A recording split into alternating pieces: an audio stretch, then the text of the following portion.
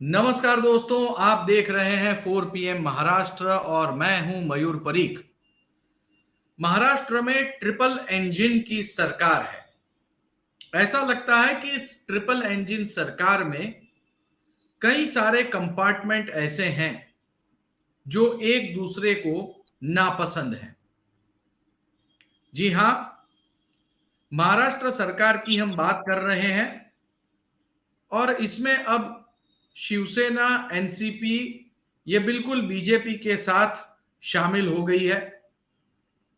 जैसे कश्मीर में बीजेपी ने पीडीपी महबूबा मुफ्ती के साथ गठबंधन किया था, उसी तरह से महाराष्ट्र में जिस एनसीपी पार्टी को लगातार बीजेपी के नेता ही नहीं बल्कि प्रधानमंत्री भी नेचुरल करप्ट पार्टी कह रहे थे, उसके साथ में बैठने की वजह से कई लोग असहज महसूस कर रहे हैं। और इसमें सबसे बड़ी समस्या और सबसे बड़ी चिंता की बात है एनसीपी के दिग्गज नेता छगन भुजबल द्वारा ऐसे बयान देना जो आरएसएस की विचारधारा से पूर्ण रूप से विपरीत है। कुछ दिन पहले छगन भुजबल ने यह बयान दिया था कि शालाओं से यानी स्कूल से सरस्वती माता की मूर्ति हटा देनी चाहिए। सरस्वती पूजन, मंत्रोच्चार की वगैरह जरूरत ही क्या है। छगन भुजबल मंत्री हैं और उनके ये बयान देने के बाद ऐसी खबर सुनाई दे रही है कि संघ के कई सारे वरिष्ठ नेता नाराज हैं। लेकिन ट्रिपल इंजन की सरकार है, गठबंधन का धर्म है और इस गठबंधन के धर्म में अब कौन किसे समझाए, कौन किसे क्या बताए। इस पूरे विषय पर बातचीत करने के लिए आज हमारे साथ वरिष्ठ पत्रकार स्वप्निल सावरकर जी जुड़े हुए हैं।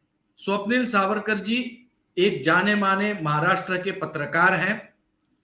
इस समय वो हिंदुस्तान पोस्ट के संपादक हैं और उनकी रिपोर्ट्स जो हैं वो बहुत फेमस होती है, उनके आकलन भी पूरी तरह से सही होते हैं।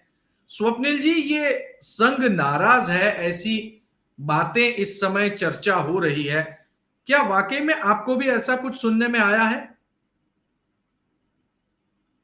मयूर जी, एक जमाना था जब पॉलिटिकल रिपोर्टर्स शिवसेना के अंदर की न्यूज कभी निकालने में सबसे ज्यादा तकलीफ महसूस करते थे। अभी वो सिचुएशन आरएसएस के बारे में कही जाती है कि आरएसएस की अंदर की खबरें बाहर बहुत कम आती है, ऐसे कहा जाता है। तो ये विश्वसनीय सूत्र और ऐसे ही माध्यम से आने वाली खबरें हैं।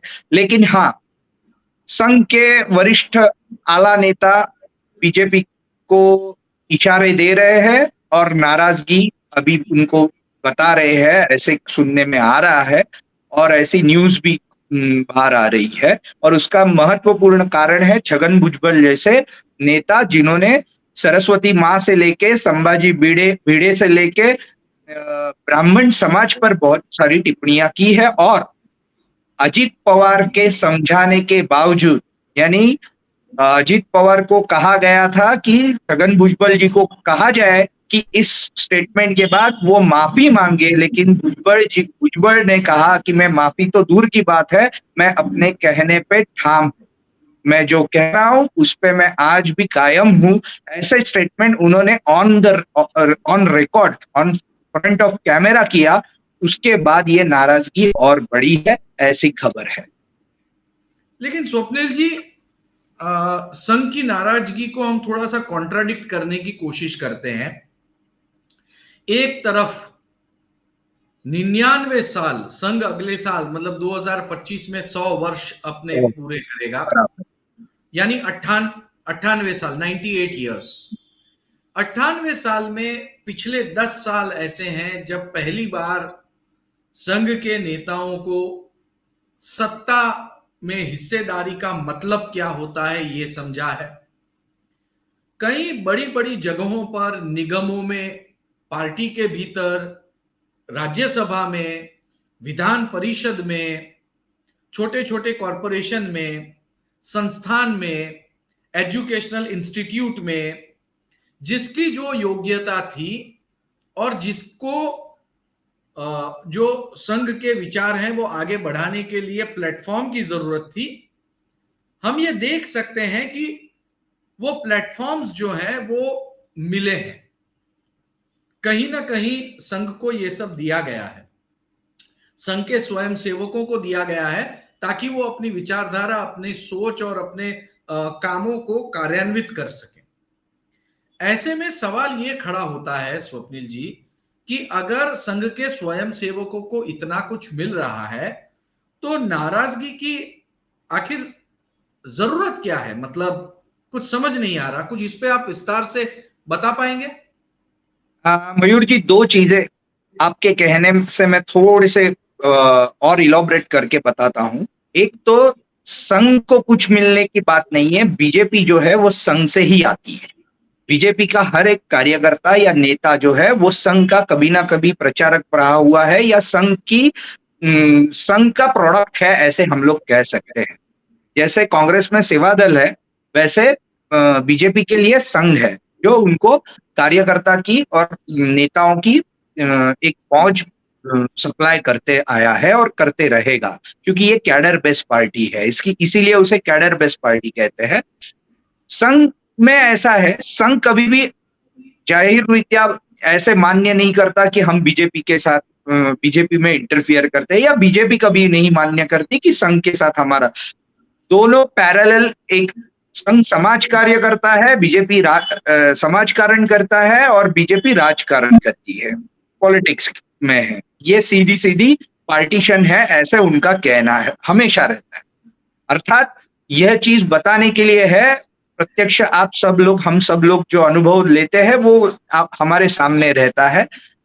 लेकिन हाँ, आप जो कह रहे हैं कि संघ को सब मिल रहा है, कार्यकर्ताओं को जो सब मिल रहा है, नहीं, ऐसे नहीं होता, तभी तो ये नाराजगी है। जैसे कोई भी पार्टी सत्ता में रहती है तो उसका जो आखिर वाला ग्रास रूट का कार्यकर्ता है उसका काम होना बहुत जरूरी रहता है, वो काम होते हुए नहीं दिखते हैं, जबकि वो काम होने भी जरूरी है रहते हैं हर एक इसमें, क्योंकि वो समाज कार्य का एक पार्ट रहता है। उसमें यदि भ्रष्टाचार रहे या नेता लोगों का आपसी अनबन में रहे, ये काम जब रुकते हैं तब ये नाराजगी और बढ़ती है। और अभी लगातार बीच में 2.5 साल उद्धव ठाकरे सीएम बने, वो छोड़े तो पहले 5 साल और अभी वापस ये साल बीजेपी प्रणीत सत्ता महाराष्ट्र में है, और विकास कार्य जो है उसमें भी, लेकिन बाकी जो कार्य है बड़े पैमाने में जो संघ के कार्य है उसमें थोड़ी नाराजगी है, ऐसे अंदर से पता चलता है। इसका असर क्या हो सकता है? कितने मैग्नीट्यूड की इसका नाराजगी है? बहुत अच्छा सवाल है ये, क्योंकि बीजेपी में 2 गुट तैयार हो चुके हैं।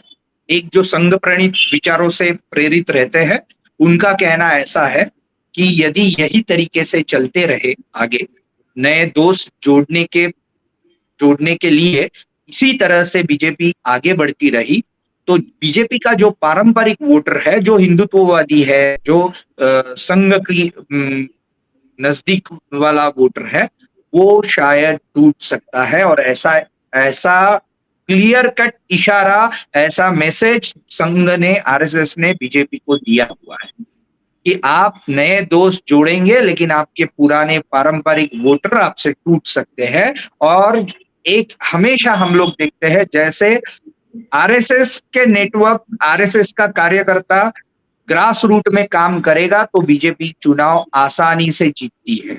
जहां जहां बीजेपी का वर्चस्व है, जहां जहां संघ का नेटवर्क है, और जहां जहां कांग्रेस, एनसीपी या और किसी भी पार्टी का सिटिंग एमएलए या एमपी है, लेकिन यदि आरएसएस ग्रास रूट पे काम करेगी तो बीजेपी चुनाव में उनको टफ फाइट भी देती है या चुन के भी आ सकती है। लेकिन यदि आरएसएस का सपोर्ट नहीं रहेगा तो बीजेपी का ताकत उतनी नहीं दिखेगी।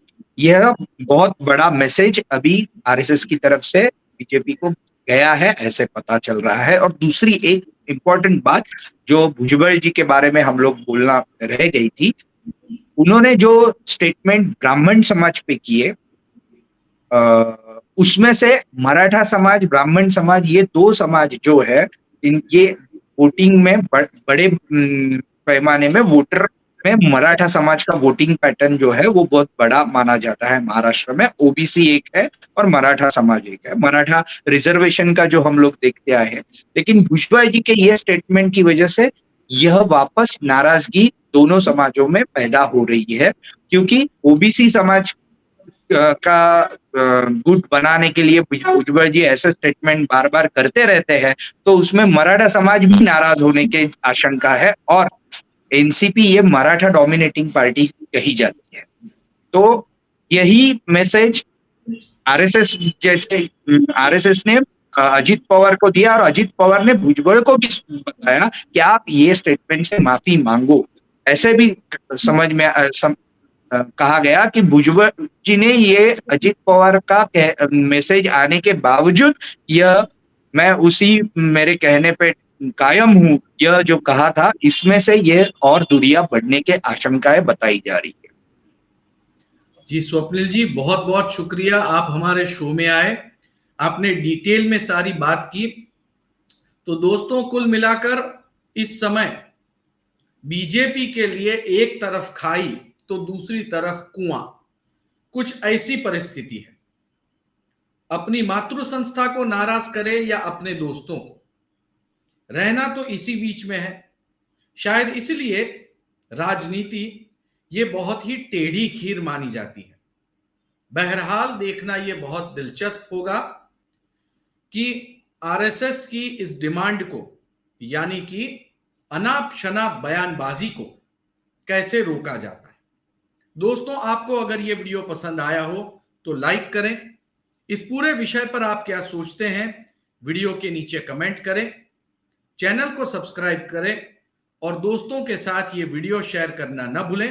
एपिसोड देखने के लिए बहुत बहुत धन्यवाद।